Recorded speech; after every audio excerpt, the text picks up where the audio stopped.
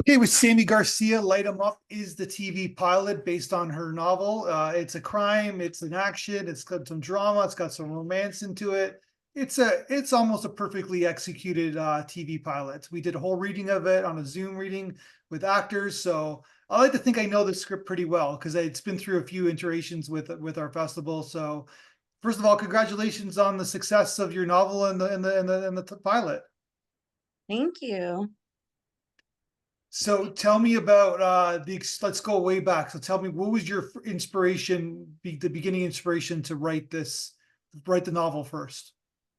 Well, as cliche as it sounds, it was actually a dream that I shared with my wife. And we always talk on the way to work, and she's like, that would make a really good show.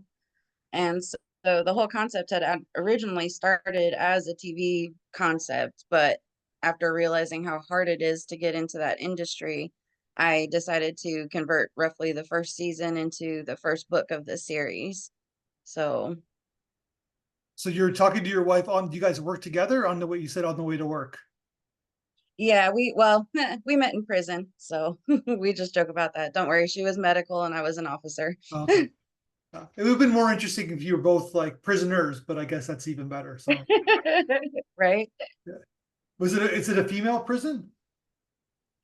We met on a male facility. It was actually one of our sex offender yards. Oh wow, that must have been interesting. Oh yeah, yeah. It was an interesting first assignment, that's for sure. Do you still do that? Do you still do that job? I am. I've been with the Department of Corrections for over 12 years now. I'm actually an associate deputy warden now at one of our female facilities in Phoenix. Wow. And how many prisoners are in your where you work? Oh gosh, quite a few. Well, the female facilities are somewhat smaller. I would say roughly close to 3,000-ish, Yeah. give or take. Our male facilities, I think, each yard is different, but at the last one I was at, we had over 2,300 just on that unit. Is it me or is it just a lot of people in prison in the United States? It seems like there's a lot of people in prison. Yeah. Yeah. Oh yeah. And it's a private industry, right? This is actually state. We do have some private facilities that hold our contract, but we're more, I'm more of a state employee. Yeah. So what happens hypothetically if like everybody just becomes good and nobody breaks the law? Hypothetically, you would hope that that's the case, but there are some frequent flyers who we tend to see quite a bit. No, what I'm saying is that then nobody's breaking the law, so then therefore nobody's going to go to prison. Yeah, in a perfect world, yeah, yeah, Yeah. sure. But it's almost like an industry, right? They need prisoners to basically have an industry. It is job security, that's for sure. Yeah. There's never a dull moment. But the people who own it are basically making a ton of money as well, right? So Roughly, yeah. okay. They they they receive since it's a state facility, most of the funds come from the government. Okay, so you got this idea, and then you basically you don't know the TV industry that well, so you decide to turn into a novel. What was your Mhm. experience writing when you started doing that?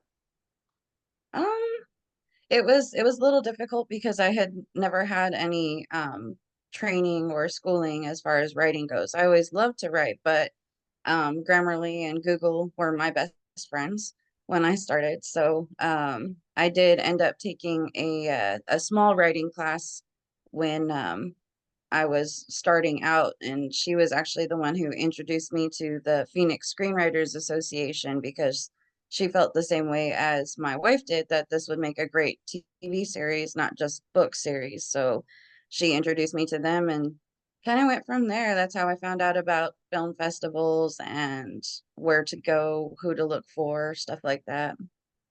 So it's all almost like brand new for you.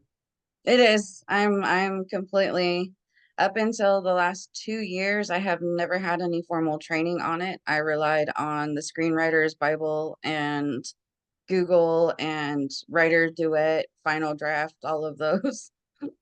Are you still in the like was it the Phoenix Screenwriters group? Are you still a part of that? I'm still technically a member. I haven't had as much time to be able to get there because my job takes up a lot of my time. So I'm pretty much on call 24/7. Mhm. Yeah, I remember when we were doing the Zoom reading. You were like you watched or you listened to the first 15 minutes in your car, right? Yeah. You're I had rushing tried home. to leave early and that did not happen because unfortunately it's a catch 22 because it's a good job, but you never know what's going to happen. So even when you do have plans or meetings, it gets disrupted somehow. Yeah, like if something happens, you have to write it like you have to like do the right reports and stuff like that. If like there's an incident or something like that, and you have to go in overtime. Oh yeah, or I have to be it's sometimes it's a presence, sometimes it's helping my supervisor staff it, sometimes it's helping escort inmates to and from or reporting it out. Usually my staff are the ones who complete the reports and then I review it before we submit it up to our central office. Oh, that's good. Yeah. Good, because those reports can get a little like because you get to be non-emotional, right? It's the opposite of what you write.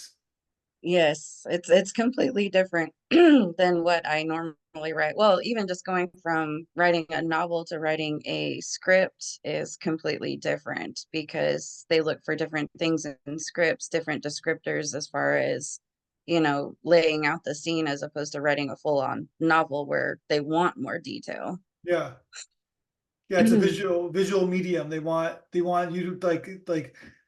So tell me about okay. So tell me about that process. Did you is the novel different from the pilot like, in terms of like here? Did you like scale down characters? Did you scale down the story a little bit? Um, so what I had to do with the pilot, just because in the book it was easier to put, you know, um, flashbacks and stuff like that so that the reader can kind of keep up with the story. But with the pilot, in order to draw the audience in, I didn't want to jump straight to the actual story. So the pilot is kind of like a prequel, so to say, to the book. So that way it leads up into it. It has a little bit more information on the character development, and then it kind of draws you more into the story so you're not just jumping straight into like 10 years later. Yeah. Because the pod starts that you're like she's like a stripper, your main character, and then something goes down with one of her friends, and then you go like what is it, Mhm. like 5 6 years later. I'm trying to remember, and then it's like, and then now she's in a whole different world. She's Yeah. like we all the boring stuff got. We're flash forwarding to like you're like a different person. The character's a different person. Hmm. Yeah, it's funny because the two main characters kind of mimic my wife and I, especially in our personality and stuff like that. I'm not bomb squad, but I am law enforcement, and I left cosmetology to go into law enforcement. So it's kind of a weird twist. I wasn't as drastic as a stripper, but yeah. I thought so yeah. So basically, but that extreme is good, right? Because you're showing the like the vastness of her like arc as a human, right? So Yeah, her growth and and all of that. so then she meets somebody and then it's a romance and then we don't know the kind of the pilot ends where like we don't know like we trust the main character because we're following her journey, but then Mm. we don't know like who else to trust in her circle, I guess, right? Including her the one she's hooking up with, I guess. Yes. Well, she had a one night stand because she let family drama kind of get the better of her and drink a little too There's no much. And excuses. You don't have to make excuses for a one night stand. So everybody does it. yeah, yeah, yeah, everyone does it. But and Not now when you're married, but yeah, like you and I, but like back in the day. So go ahead. right. Ironically, though, her one night stand turns out to be her new partner, Yeah. who was a team lead from another unit. So you see the power struggle between the two of them. Both of them are very dominant females, but you have one who's more awkward and introverted, while you have the other one who's more friendly, and they're both kind of trying to take charge and the lead, but there's still that attraction between them. But with their jobs, they can't act on it supposedly because, they'll get fired if they do. Yeah. Is that a thing where you work as well? Oh yeah, it's crazy some of the rules. When my wife and I first started dating, even though she was medical and I was an officer, we were still watched. We still had to be kept separate. But you got to go to like human resources and tell them about the relationship and be upfront about it.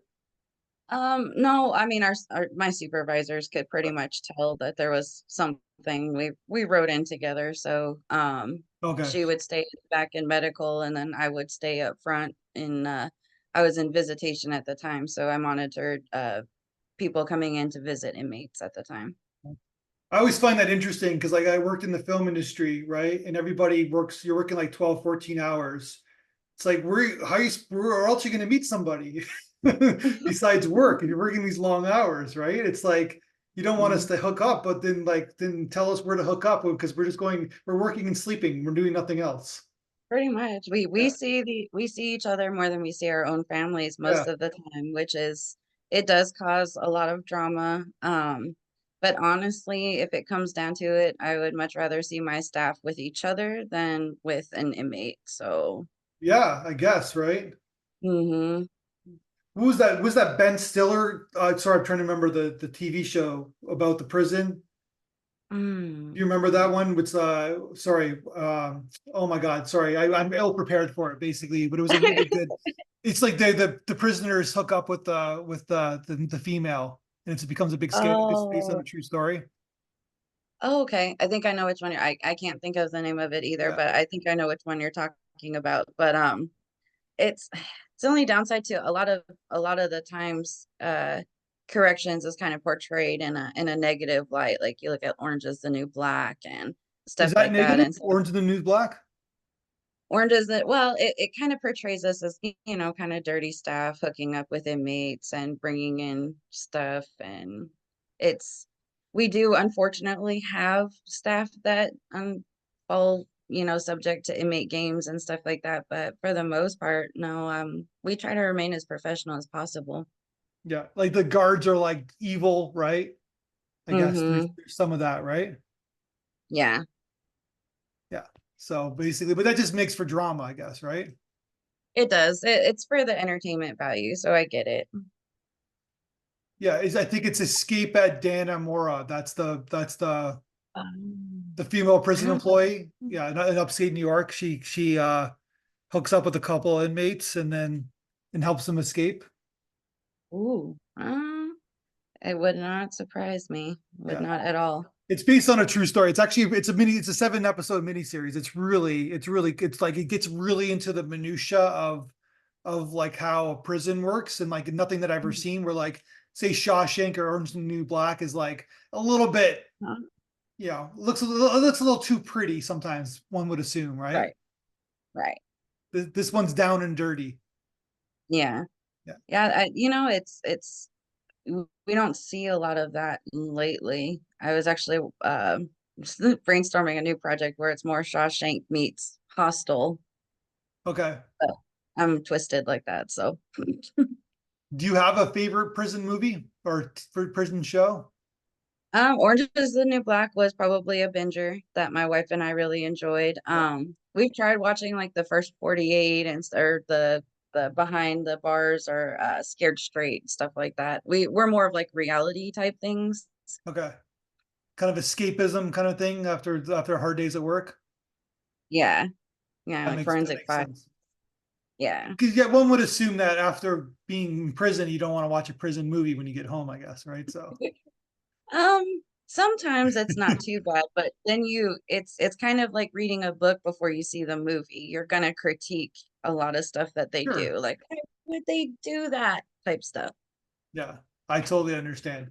Okay, so basically so then the pilot's pretty, is it seems to be doing well. Is that a correct assessment? It's doing really well. We actually just got back from Greece where we went to a writers retreat. It was the Good Word Writers Retreat, and then last year we were at the Rockabirdy Writers Retreat. They were phenomenal. I've never had training or any help in any of this, and people actually took the time to come and help and share their knowledge, which was completely new to me because for the past 7 years I've been pretty much doing this on my own. So it seems to be getting a lot. The trailer you guys did for me, wow, oh my gosh. Everyone's asking me about it. They're like, who did it? That's really cool. They really love the graphics. They love the Well, it's so cool. everything. So We'll send them our way. So I am actually. no, I'm like, go here, go here, go here. yeah. Well, it's Steve Rizzo who does it. So he gets the. I'm just the facilitator. So I appreciate that you're saying that. Oh no, you guys are phenomenal. I mean, from the table read, I've never had a festival or anyone take as much interest and help people as much as you guys do. Even just for promotional values, being able to listen to actors table read your script is extremely helpful. And then having the trailer for the screenplay and stuff like that. I mean, it was you guys are just you guys are the bomb. That's just it. You guys are the bomb. Oh, thank you. So I really appreciate it. I really appreciate that. So then let me ask you about the Zoom reading. It seems like the actors had a lot to say after the script. Did you watch it again?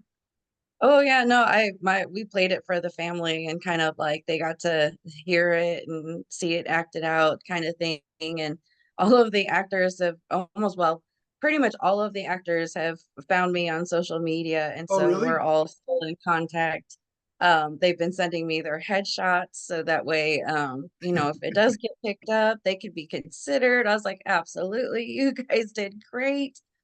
So yeah, it's really cool and they follow all my videos because I do a lot of, TikTok videos and stuff like that for it. So they get to see all that and I kind of keep people up to speed on what's going on with it. That's amazing. Yeah, I had no idea. So that they do. That's great that they. Well, I hope that they're not too intrusive. So Oh no, I love it. I love sharing it with them, especially because they portrayed the characters so well. And even the narrator, I was like, gosh, you know what? People have been bugging me to turn my book into an audio. I have yeah. yet to do that. And so the person who narrated in the table read was phenomenal. And I was like, you know what? That would be really great for my audio book. And so she's like, oh yeah, she sent me her info and stuff like that. So I was like, sweet. Yeah, that's good. That's so good. So then, where are you going to make some adjustments, or you think that this obviously it gets to another level, they'll ask you to make adjustments. But right now, do you think the script's tight? I think it's pretty tight. I like I said, I went to a writer's retreat in Greece, and I worked with one of the mentors there that I had met previously and been taking classes from online. And by the end of it, she had no notes for me, so that was great. I was like, each night we would get notes, and if we made the adjustments, then we could discuss it the next day in our private sessions. But the last day, it was pretty much like, how do you feel about it? What's the next step? Let's talk about your pitch deck and stuff like that. So I think the script is actually pretty golden. I've been putting it up on stage 32 and stuff like that. So people have been reaching out about it and talking to me about it. So I think it's about there. Oh, yeah, it's so good. Yeah, no, I think it is there. I think that like after the reading, it was like nice. It was a nice flow. We got to know the characters, and you end on a twist, right? hmm Yeah. And on the twist, I did rearrange a few of the scenes just to kind of help the flow a little bit better. And my mentor had me add in just a few more touches to kind of make you a little bit more emotionally involved with the characters. So, but other than that, my notes were very minimal after your guys' help because working with your consultant was like, oh, thank goodness I got it all done. And so, very minimal notes when I went to this film festival or, sorry, writers retreat. Yeah. And so, And we have a follow-up next month on it, but it's pretty much it's being pitched to agents and stuff like that. So we'll just keep our fingers crossed. Have you written anything else besides this script? Oh yeah, I have like 5 other projects. That's good because This they want like like what are you written a feature or another pilot? Like what else have you written? I also have a 1 hour drama based off of the true life stories and events of a female being in corrections, aka me. Yeah. And then I also have a fantasy book series slash feature that I am getting ready to put out there. I have a, like I said, a Hostel meets Shawshank Redemption kind of action thriller that I'm working on too, about a religious sect that manipulates their position in the prison and is actually kidnapping and auctioning off inmates to people who pay to torture them and stuff like that. So So it's a I've comedy. got a lot of stuff. Hmm? It's a comedy, I guess. I'm just kidding. Yeah, dark comedy. Yeah. Just kidding. So that seems intense. Are you, I'm curious about the stories that you're telling from your job. Is there any I'm just curious about is there any anything that you're not allowed to tell, or is there any sort of confidentiality that you have with your job? I'm just curious. There's a level of confidentiality, which is why it's solely going to be based off of true life events and stuff, but there is going to be the fictional aspect of it, like no state, no, set anything, because while I'm still employed, there's still a level of what I can talk about pretty much. Yeah. So if you were when you retire, then I guess you have more to tell, I guess. Oh yeah. Well, no, I can still tell a lot. They just can't, they can't make the connection, so to say. Gotcha. What's it must be it must take its toll. You must have seen some pretty bad stuff. One would assume. Oh yeah, I've seen a lot of stuff. Usually, when I tell people about my work or I relay stories to them of things that I've experienced, they just kind of look at me like I have spiders crawling out of my ears. Like I was like, you can't make this shit up. You really can't. That's actually like the subtitle of my project is you can't make this shit up, because honestly I can't. I wish I could sometimes, but Can you give me an example, a quick example, of a story, or no?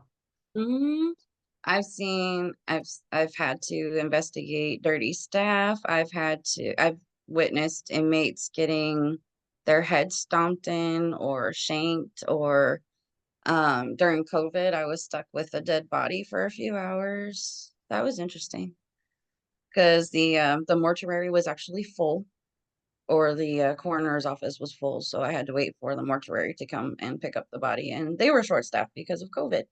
Hmm. So having to deal with a dead body for hours was interesting. Was it a natural death or?